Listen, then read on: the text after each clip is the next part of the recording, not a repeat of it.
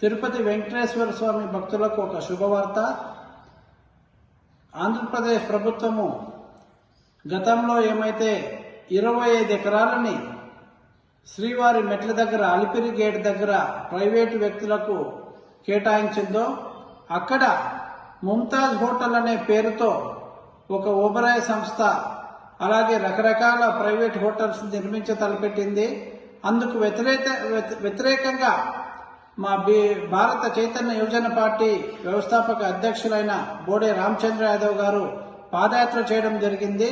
ఈ నెల 17వ తారీఖున వాళ్ళని అరెస్ట్ కూడా చేయడం జరిగింది. ఆ తర్వాత షరతులతో బెయిల్ మీద వాళ్ళు బయటకు వెళ్ళడం జరిగింది. అందుకు మా బీసీవై పార్టీ అధ్యక్షుల పిలుపుని అందుకొని వారి సూచనలను అందుకొని ఈ ప్రభుత్వము ఆ జీవోను రద్దు చేస్తున్నట్లు ప్రకటించినందువల్ల మేము మా హర్షాతిరేకాలు తెలియజేస్తున్నాము. ఎందుకంటే అన్ని మత ప్రచారం కూడా తిరుమలలో జరుగుతుంది అనేది ఎన్నో సంవత్సరాలుగా వస్తుండే ఒక వివాదాస్పదమైన విషయం ఉంది.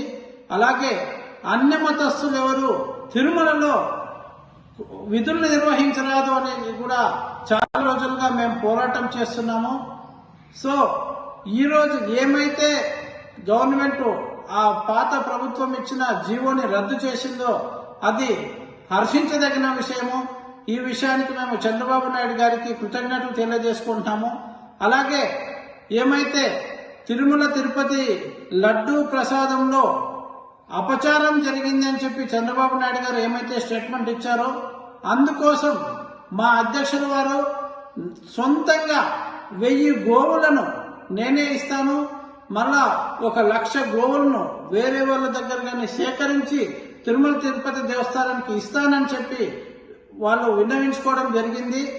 కాబట్టి తిరుమల తిరుపతి దేవస్థానము సపరేట్ గా గోశాలను కూడా నిర్వహించాలని చెప్పి మేము ఈ మూలంగా డిమాండ్ చేస్తున్నాము. అలాగే తిరుమల తిరుపతి దేవస్థానంలో జరుగుతున్న అక్రమాలు అన్యాయాలకి అడ్డుకట్ట వేయాలని చెప్పి ఇందు మూలంగా నేను ప్రభుత్వానికి కోరుకుంటున్నాను.